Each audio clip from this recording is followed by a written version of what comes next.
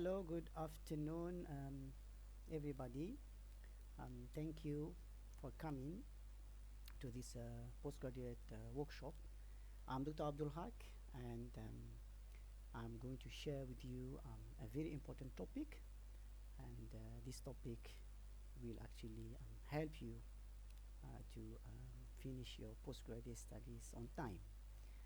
The topic is time as a resource, maximizing productivity in your postgraduate pursuit. So, when we talk about time, usually we talk about time management. So, what is time management? Time management refers to a process of planning, organizing, and effectively utilizing time to accomplish a specific task, project, or goal effectively. Since you are doing a thesis, whatever it is, a PhD thesis or a master dissertation, it is very important to plan and organize your time. So this time actually involve the conscious allocation um, of time to various activities based on their importance and urgency. So again, it involves actually prioritizing the task and setting goals, creating schedule, and making deliberate choices about um, how to allocate time effectively. So the time management encompasses skills, techniques, and strategies aimed at optimizing productivity. So the answer is to the question. Also, the answer to the question why we need time management. The answer is to reduce uh, uh, or to optimize productivity, to reduce stress, and to achieve a desired outcome within a given framework or time frame. So, effective time management enables individuals to make the most of their available time, and this is will lead you to increase your productivity, improve the most important aspect of life, which is work-life balance, and therefore reduce your stress and also reduce uh, procrastination.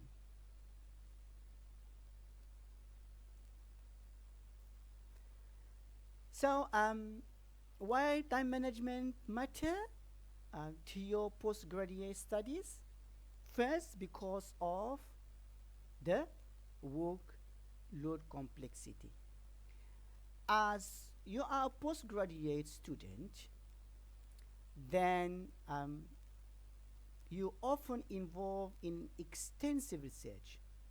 For example, uh, writing your chapters, um, dealing with what we say the coursework that uh, given to you in case you are doing in Utah. You have two courses that you need to finish or accomplish before you go for proposal defense and before going also data collection. Then you start writing your thesis.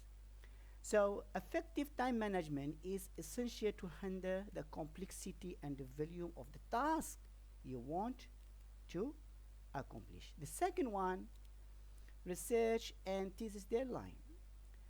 You as a postgraduate student also, you work on your dissertation or thesis or research papers or whatever. um, it is very important to have an efficient time management to ensure the a timely completion and submission of these crucial assignments. So when your supervisor give you a deadline to submit a chapter, you must be able to do that on time. Then balancing multiple responsibilities. Again, you as a postgraduate student, you often juggle between research, teaching, if you are assigned as a teaching assistant. Also, you may have a part-time job or a personal commitment. So you need an effective time management to help you balance all these responsibilities. Then we have optimizing learning opportunities, where um, you must efficiently manage your time to allow you to make the most of um, workshops, seminars, conferences, and networking opportunities critical for your academic and professional growth. Then we have number 5, maintaining quality of work, where you rush through tasks due to poor time management can also compromise the quality of the research, quality of your writing, analysis. So effective time allocation to each aspect of this will ensure a balance between the quality and the quantity of the work. Then we have reducing stress and burnout. That is very important. Properly managed time leads to reduced stress level and lowers the chances of burnout. Therefore, it allows you to structure breaks and times for personal well-being, or crucial uh, for mental health during this, what I call it, intensive academic pursuit. Then we have number 7, building research skills. So again, you need to allocate time for comprehensive literature review, data collection, data analysis, and this will enhance your research skill, which is crucial for your postgraduate studies and the future academic development. Later, you are going to be a PhD holder, then you are going to be involved in so many paper publication, research grant, consultation, and so on. Number 8 is professional development, where time management skills also cultivate during these postgraduate studies will 100% translate into a valuable professional skills. For example, you will be highly value individual um, achievement on yourself, because when you go to search for a job, employers, they want to see these qualities in yourself. So that is very important. Then the last one, resource optimization, where an effective time management optimizes the use of available resources such as library, or if you are doing a lab facilities, or even access to your supervisors, and maximize therefore the overall academic experience. Then we go one by one. That I already explained about the importance of setting a goal. Of time management. So now I go one by one how we do this process of time management. First of the thing, you must start with setting your goals. They must be very clear goals, and you need to set them up in a way that are achievable. And later we will talk about all these criteria. So the first thing, as I say, the importance of a clear goal, because the clarity in objective drive focus. It makes you focus on what you're going to do, and also remember the goals act as a milestone. So each period of time you should achieve a milestone that guide your academic journey, and therefore you will be able to finish on time. What are the type of goals in postgraduate studies? We have academic goals, which is a completion of the thesis or research paper you are obliged to publish, um, uh, maybe 2 papers, maybe 1 in high impact factor journal. And we have the second one, a career goal. So remember that securing internship, publication, networking, this all will actually lead you to be a better person. And when you go for an interview for a job, when you show these qualities, therefore the chances of having the opposition will be very high. Then we talk about the strategies for goal setting. What are actually the strategies we need in order to set these goals? First, we need to use the SMART framework. So I think all of you have at least once in life heard about SMART objective. So SMART framework is means you emphasize on specific, measurable, achievable, relevant, and time-bound goals or objective. So you need to break down goals into smaller tasks. So you divide a large task, for example, thesis, you will divide it in 5 or 6 chapters. A paper, you will divide it by section. So you work on chapter by chapter, or even chapters, you will divide them by section and sections. So you work on section, you will assign a time slot for each section or each objective or each chapter. Then again, you need to have a regular review of what you have done and assess it. So you need to periodically assess and adjust the goal as needed. Sometimes you need to review the chapter 1 more than 5, 6, 7 times, maybe even 10 times. Sometimes you need to readjust the objective and find another more crucial information to be added. Sometimes you may need to remove some of the objective that you discover that they are maybe outdated, is already being studied.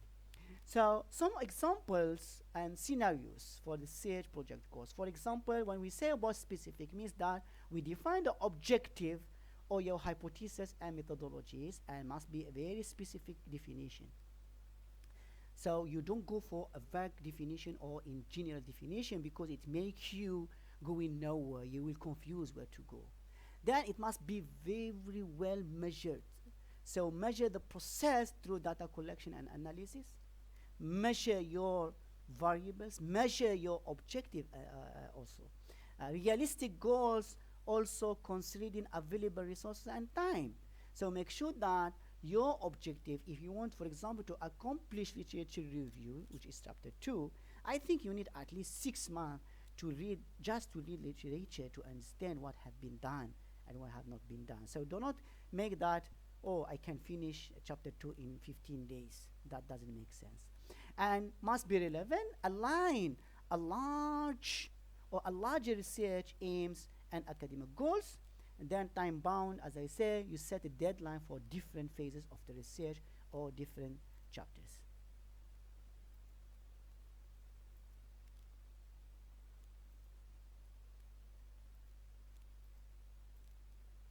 So the second one, prioritizing the task, and this is the most crucial here. How do we prioritize our time? So first thing is, we need to manage our workload. So you as a postgraduate student, you, as I say, involved in many tasks, which is research, coursework, writing, teaching responsibility. So this prioritization based on the importance and the urgency will help you manage this workload effectively. Then optimizing time and resources, because limited time and resources require strategic allocation. You need to do the prioritization to ensure the most crucial tasks receive adequate attention. Then meeting deadlines. For example, you have research papers, thesis draft, and project submission, all have strict deadlines. So you need to prioritize which one go first, which one go the second, which one go the last, to ensure that timely completion without compromising, again, the quality.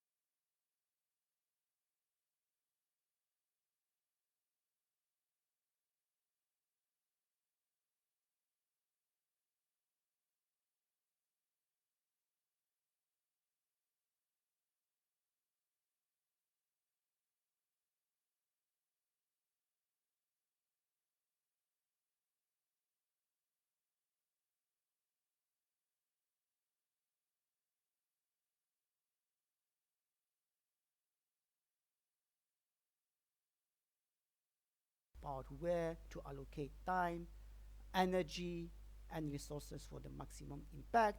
And the last one, when you prioritize, actually you reduce stress. And this is by providing a clear rule map and minimize the feeling of being overwhelmed. So you will be actually aware what is the next step and what you're going to do. So we talk about the prioritization. We have different methods in prioritization.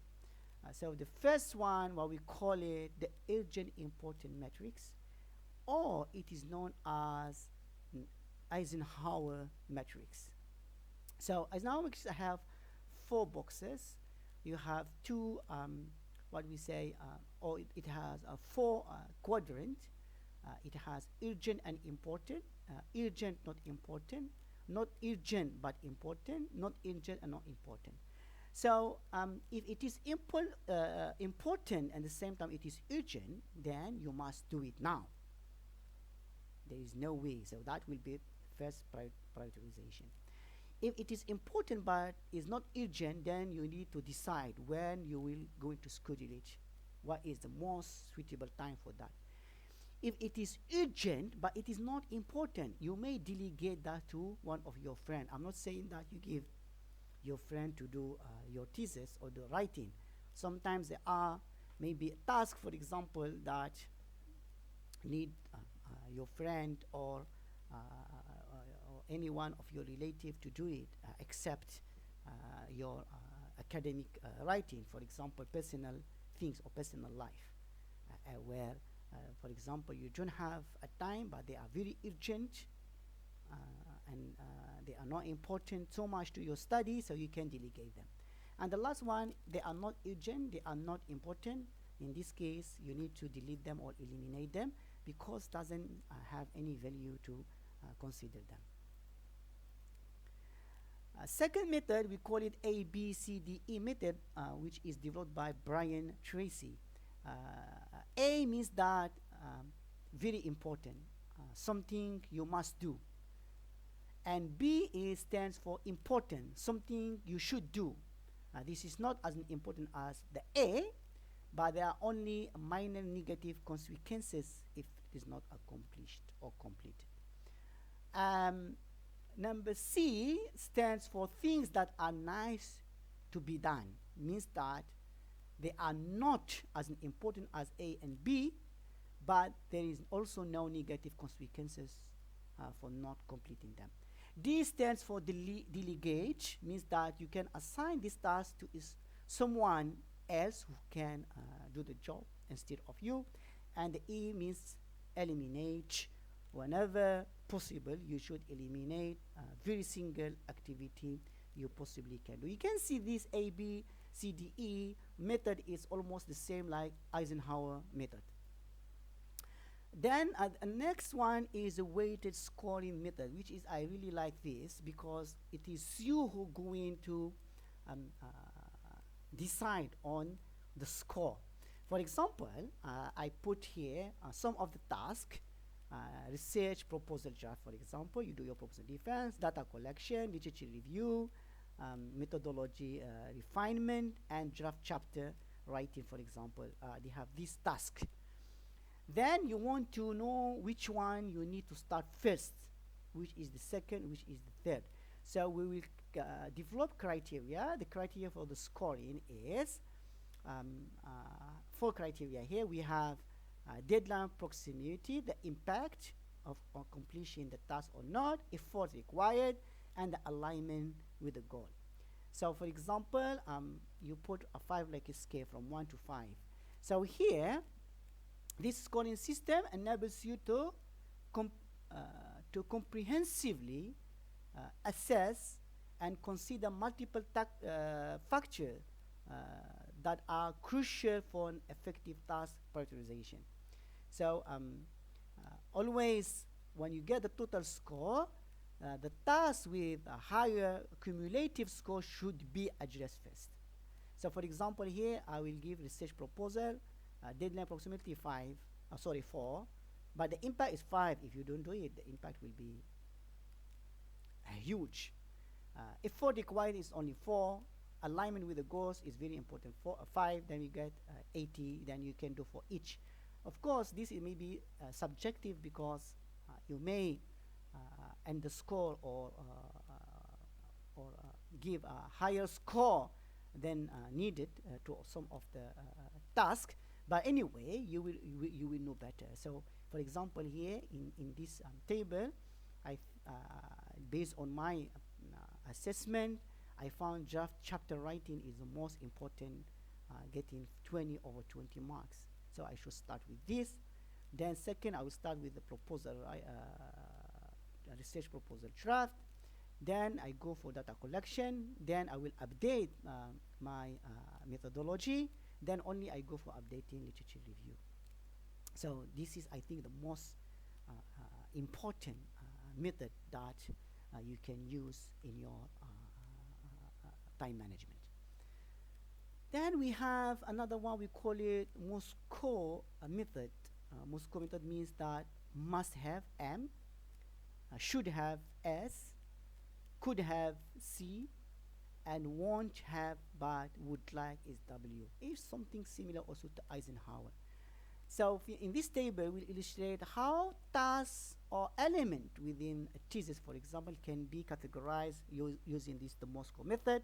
For example, here, the task essential for completion for under must have, while items of decreasing importance or agency are placed under should have or could have or won't have but would like to have them. So for example, I put the must have a core research objective, essential thesis chapters, introduction, methodology, research, conclusion, and critical data collection analysis. That in your thesis. So you must have prioritize all this. Then should have supplementary literature review, for example, additional data analysis for depth, secondary but relevant research objective, if means second task. If you accomplish that and you still have time, you can do that. Then you go to could have, which is exploratory research on tangential topics or additional case studies, for example, or further statistical analysis beyond basic requirement that you need, for example. That you can add them if you go for the must have and should have and you still have time. But of course, I advise you to don't do that so much in your thesis. Then the last won't have but would like, for example, additional experiment beyond resources, extensive survey beyond initial plan, or expanding into related but non-essential area. So this also just an example, but of course you will can put, for example, Moscow method for each chapter of your thesis.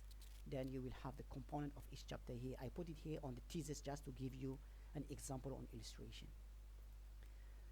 Then you have time blocking. You can see this for each task. For example, you block a slot, of the time, so that you can focus more on that. So we can say, for example, this is the step in time blocking for thesis writing. Again, I put it or align it in your thesis so that you can have understanding. For example, you have first, you need to have task segmentation, where you need to break down the thesis related task or even the chapter related task into a smaller manageable components, such as research, literature review. If you are working in chapter 1, you put background, you put problem statement, you put say objective or say question. So you chop each chapter or the whole thesis to break them. But of course, I put it in a thesis, but I would advise you do it in chapter by chapter. Then after you identify priorities, you determine which tasks are most crucial or require immediate action or attention. Then you put it first and prioritize based on the deadline, the importance and complexity. You can go back here and see the scoring method again. Then allocate time blocks, where you schedule dedicated time blocks in your calendar for each task or category. For example, here we can see writing from 9 to 12, email from 12 to 1, and so on, right? Then we have balanced workload, where you need to ensure balanced distribution of time across various tasks to prevent burnout or excessive focus on one aspect or neglecting others. Then the last, consider a peak productivity hours means that you should schedule tasks requiring a higher concentration, a higher energy during your peak productivity, which is in the morning when you are fresh. So that's all the method that I want to share. There are others, but again, if you tell me which one among these method, is it blocking or time blocking? Is it Moscow method, or is it weighted score model, or A B C D E or Eisenhower? First, I would like to have this weighted scoring method, and you combine it with the time blocking method. So these two work together. I will give you the best ever result that you can imagine. That, of course, based on my experience, right? I'm using these two methods actually. Then creating effective schedules. The third thing that you need to think is to create an effective schedules. So here, there are some strategies. The first one, again, we set a clear goal and priorities. We already talked about that. We do the time blocking. We already do that. Then utilize task list or planner, where you create a daily or weekly task list outlining specific thesis-related activities. And here you can use planners or digital tools to organize tasks and schedules, such as Google Calendar or whatever electronic calendar, or even physical calendar. Then consider your peak productivity hours. As we say, you schedule a complex and challenging tasks during the most productive hours. Most probably, or most of us, we are more productive in the morning, but I have experience of some of my students, they are more productive at night. So yeah, you know better. I mean, where is your time? Then you include the break and rest period. That is very important. You cannot work 24 hours. You need to incorporate regular breaks into your schedule to avoid burnout, and also to maintain your mental freshness. Then you must be flexible for adjustment, because anything could happen, so you need to allow flexibility in your schedule for unforeseen circumstances. Your supervisor may call you suddenly and ask you or assign you for a task. Then time for research and writing, that is very important. You have to allocate specific time blocks for research and writing only. For example, editing, revision of your thesis. And you need to balance this according to the stage of your thesis. Then you need to minimize multitasking. Some people, they think that multitasking is good. Most of the time is not. Yeah, I know that women are more better in multitasking than men, but again, whatever you are, woman or man, focus on one task at a time better to ensure that higher quality when you concentrate. Then you review and reflect. Every time you do something, you go back and review that and do the adjustment if necessary. Then you need to be consistent, and you need to make it as a routine. Then number 11, you need to account for a personal commitment. Remember, you had families, you have your personal life. You need to balance the thesis work with your personal life, and that makes you happy, right? And less stress. And the last one, communicate boundaries.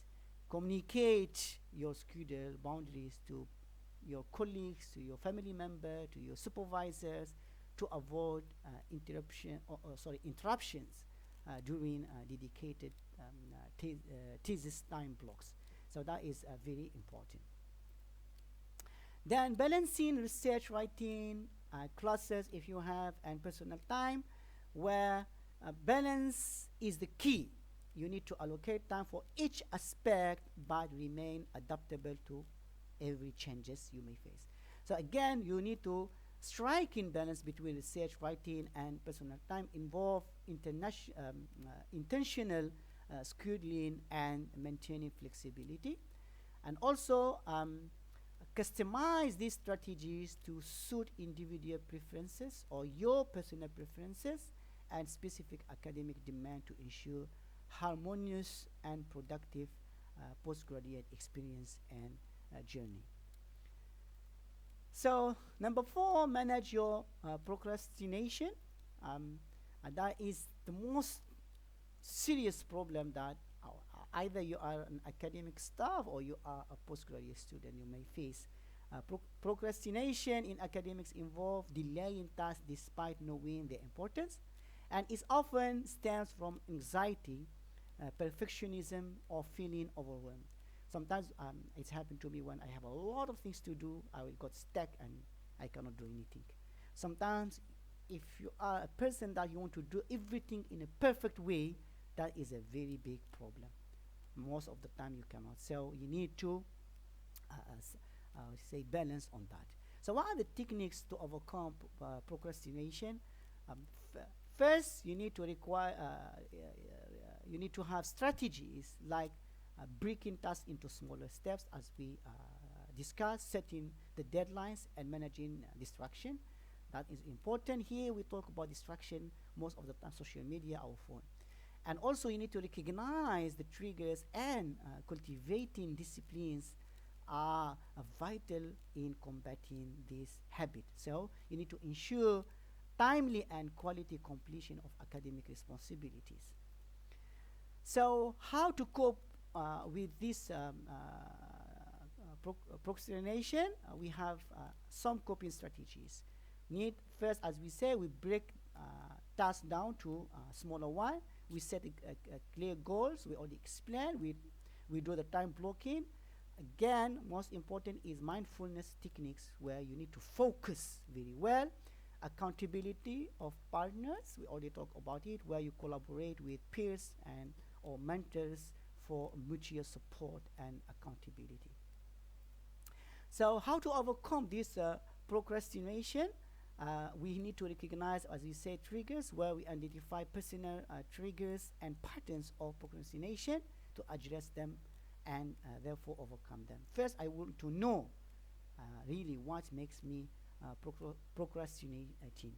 Then we develop a routine. So we establish a consistent routine to create a habit of productivity and minimize this procrastination. Then we reward ourselves. We need to establish a reward system, where we implement a reward system for completing tasks to enforce or reinforce a positive behavior and motivation.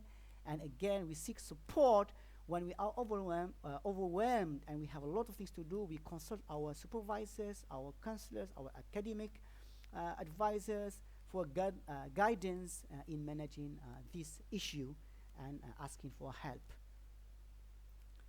So number 5 of our time management is optimizing research time. That is very important. Maximizing efficiency in research activities. Again, the first thing, we establish an objective or a clear objective. We organize research materials, where we maintain a systematic database or folder for research materials, including articles, note, and references, so that easy for us to go and search for them. We need to have a systematic filing or e-filing. This is another topic that I may talk about it. Then we use research tools, where we employ reference management software, like, for example, EndNote for biography management and document organization. Then we stay updated with resources, where we need to subscribe to academic journals. YOTA already have a huge database subscription. We follow, for example, relevant publication. We can use Google Scholar for that. And we leverage online database for the latest research. Number 5, an effective time blocking. We already talked about it. And collaborate and seek guidance. Also, we already have discussed it. Number 6 of the time management, we need to have a writing and revision strategies. Why is it? We need to have this structure. Again, we set a clear goals and deadline. We do the time blocking for writing. But one of the things that I want to share with you is Pomodoro techniques. That most of the time I use it. I really like it. Why is Pomodoro techniques? Is where a technique, you plan your task, for example, and you do 4 Pomodoros, and you rest half an hour. For example, the first Pomodoro, you work 25 minutes, then you have a rest for 5 minutes. That 5 minutes, you remain in your place, Maybe you call friend, a family, a wife, a husband, anyone, and that release that stress. Then after that 5 minutes, you do another Pomodoro, work 25 minutes, then have break for half an hour, 5 minutes. After you do 4 times, you can see here like one Pomodoro, two, three, four. Then you have a long break, which is the time of one Pomodoro, which is half an hour. Most of the time I use that. You can see me every 2 hours. I will go out from my office and work through the corridor. Sometimes I go outside. Sometimes I go and see my colleague. I visit. Most of the time I go and disturb my HOD, Miss Tava. Now I think now she will know the secret why sometimes I come to her. Talk to her. So this is the things how I do my management. I work 2 hours, then I have break of half an hour. So I do four Pomodoro. So that is very important in recharging, our brain and our energy. Then number four, we start with the outline, and, and, and means that we structure our writing with an outline. We break down section or chapters so that they can guide us to the process. Then we write freely. Don't think that, oh, the first writing must be perfect. No, you just write, just keep writing, then edit later and adjust, then combat writer's block. That's most of the time happen to us, this writer blocks. It's very serious issue where you are stuck and you cannot write anything. So how we do it? We do free writing or brainstorming can help. Then the last one, we need to be consistent progress tracking. So we need to monitor our writing progress regularly, track the word count, for example, for each section completed or for each chapter, go back and revise, see what need to be updated or need to be revised or need to be deleted or need to be added. Then number 7, we talk about utilizing technology. That is very important. We are very happy generation, right? And very lucky because we have all this technology. When I was doing my bachelor degree and even master, we don't have all these facilities, but now all we have. So there are so many tools and apps for time management. But again, I'm not going to explain to all of them to you. Now you can explore them. You can have those names and later you go and see them. So later I will share with the committee the slides so they can distribute to you. So we have these apps here, and this is description. This is for time management. We have also some tools and apps for productivity, how to increase your productivity. And also we have, I choose, I think, only two, time management and productivity. We have also for planning, which is I didn't put here. Number 8 is balancing work and life, which is very important. It's not only about, writing a thesis, accomplishing, all these academic tasks, but also about how to balance your work with life. And I'm sharing with you this, but trust me, I'm also struggling to learn how to balance my work and life, so the mental health and well-being is very important because balancing work and personal life reduces the stress. If your stress reduces, then you prevent the burnout and again improve your mental health.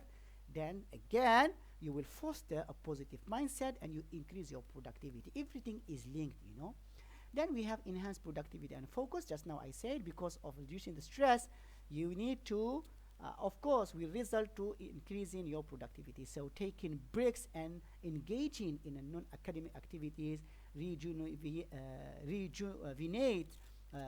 the mind, also boost productivity and concentration during the study period. Then we have holistic development, where maintaining a balance allows for a personal growth, social interaction. You need to talk with your friend, with your colleague, and also you will have a habit of doing other things or hobbies that you like, and these all contribute to a well-rounded life and a better balanced life. Then we have number 4, sustainable academic performance. Remember, a balanced lifestyle ensures consistent academic performance by preventing exhaustion and maintaining motivation. Sometimes I'm really exhausted, honestly. Even I'm doing this I'm telling that it's not that an easy task to balance between your work and life balance. It's a progress that you need to learn, and we need to be really disciplined. Then again, remember a long-term health benefit when you balance. So if you are very stressed now, overwhelmed, you may get depressed, you may get other, even physical, what do you say, health concern like blood pressure, like diabetics or whatever. I wish none of us will have that, but trust me, if you keep stressing yourself in long term, you will get all these symptoms. So uh, you need to be very careful on that.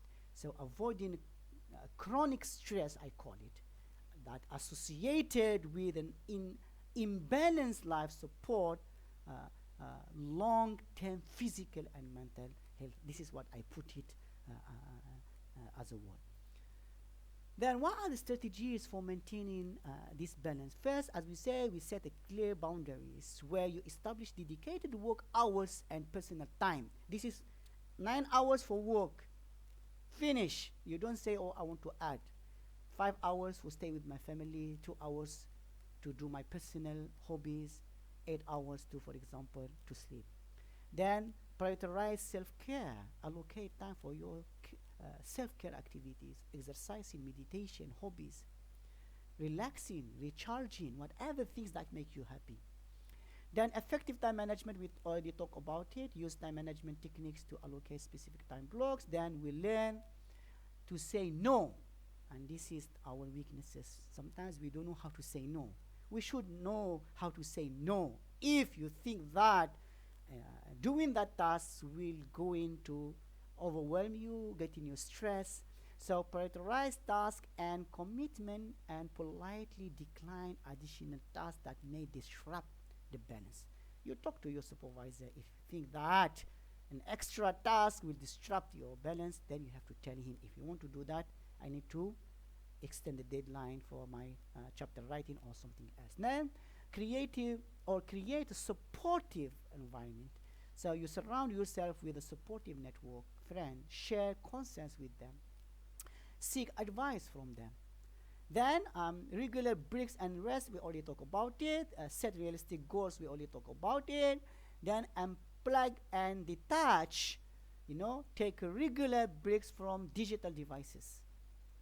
That's a very big challenge, to be away from your phone for 5 or 10 minutes, right? But trust me, having your phone all the time beside you, especially when you're doing things, will disrupt you, will make you less focused. Then plan leisure and social activities. Schedule time for leisure, hobbies, go to cinema, exercise, whatever things that makes you happy. And the last one, periodic review and adjustment. As we say, periodically review your things or your task. Then need to overcome a burnout if it's happened. Again, even that I explain all these strategies, we may have this burnout.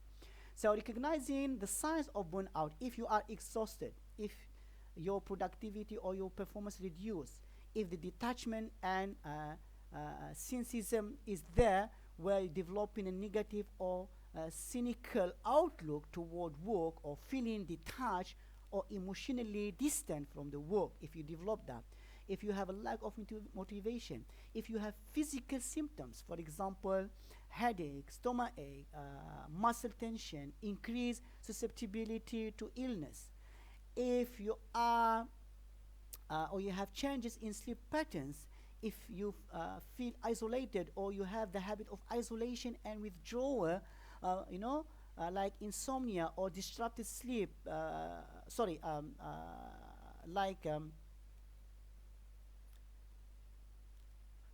like avoiding social interaction, withdrawing from friends, colleagues, or activities you used to enjoy. If you feel irritated or increased irritability, means heightened irritability, impatience, or any shorter temper than usual. If you loss of satisfaction while feeling a sense of inefficacy or lack of accomplishment, if you neglect your self-care, where you disregard personal care or neglect health healthy eating habits, or lack of exercise. If you have this, then there are more, but this is the most important. Then you have a sign of burnout. If you have a sign of burnout, you need to cope with that. That are the mechanism of coping. Mindfulness and meditation. You need to practice mindfulness or meditation to reduce the stress. We increase self-awareness and enhance our focus. We need to do physical exercise where we engage in regular physical activities to release uh, the uh, uh, the stress and also to boost our mood. Then we have a deep breathing exercise, which is very important, where we perform deep breathing or relaxation exercises to alleviate tension and promote relaxation. We also need to have some hobbies and creative outlets. For example, we invest time in our hobbies to create activities as a form of stress relief. And also, we need to have a social support. We maintain connection with friends, family, or our supervisors. We need to have time management techniques, as we explained.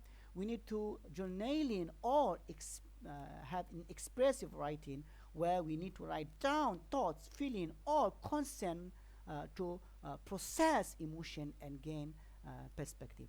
Then the last one, we limit work hours. We establish boundaries, as I say, to limit the work to prevent over exertion, or and also we need to create a space for the personal time and for family time. So how to prevent all this? We have preventive measure. We need to have a self-care routine, as I said. We need to set realistic goals. We need to establish boundaries. We need to regularly break and reset or rest, sorry. We need to develop a support network, and we need to seek feedback and advice from anyone, from friend, from supervisor, from family, and we need to adopt or adopting stress reduction techniques. And here where we incorporate stress reduction techniques like yoga, like progressive muscle relaxation, or nature walk into routine, or you go to jungle or to the sea or whatever. The last one is the time audit and reflection. So we need to track our time we spent. That is very important, to record our activities over a designated period, a week or two, a month. Then we need to be detailed. We log activities in detail, including our work, study, leisure, socializing, breaks. We need to allocate categories where we categorize activities into segment, example, work-related, personal-related, leisures. Then number four, we know timing and duration. We need to record a start and the end time for each activity.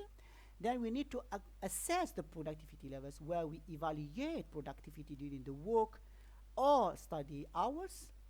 So you have to remember that if we are distracted or interrupted with social media, with our phone, that will affect and impact our efficiency.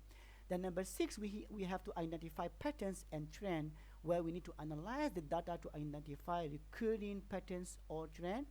And here you should note that time consuming activities or area where time could be optimized, it will help you. Prioritize activities where we assess the importance and urgency of each activity. So we need to determine if time aligns with our priority tasks. We need to evaluate time wasters.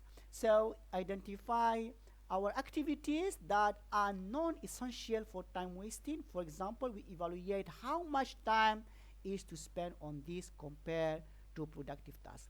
Then we need to calculate time allocation, where we calculate the percentage of time spent or different categories to understand the distribution. The last one is we need to reflect and plan, means that we reflect on the finding and plan the adjustment to optimize time utilization for a more balanced schedule. So again, how we reflect on the time management practices. Again, we review the goal and priorities. We assess time allocation. We identify productivity patterns. We evaluate time wasted, I already explained. We reflect on stress and overload. Here where we assess period of high stress or overload, what, for example, what caused this situation, and how can we prevent them in the future. Then we have a review task prioritization. We evaluate how effectively we have been prioritizing tasks, where urgent tasks handled properly or no, without neglecting important but less urgent ones. Then number seven, we need to consider time blocking success. We need to review the success of our time blocking techniques. Did they help in maintaining the focus and productivity? Number eight, we evaluate our ability to adapt to unexpected changes in our schedule or priorities. For example, where we are flexible enough to manage this disruption. Number nine, reflect on self-care and balance. We consider if our maintained balance between work, personal life, and self-care, where breaks we are having and leisures we are having adequately included in our plan. Number 10, we identify effective strategies, where we need to recognize strategies that worked well and contributed positively to time management. For example, how can we build on this success?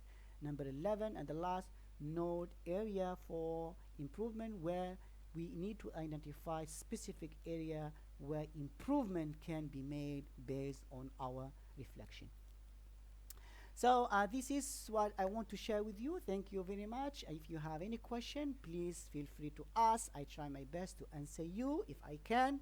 If I cannot, then I will look at the matters and I will answer you later. Thank you very much.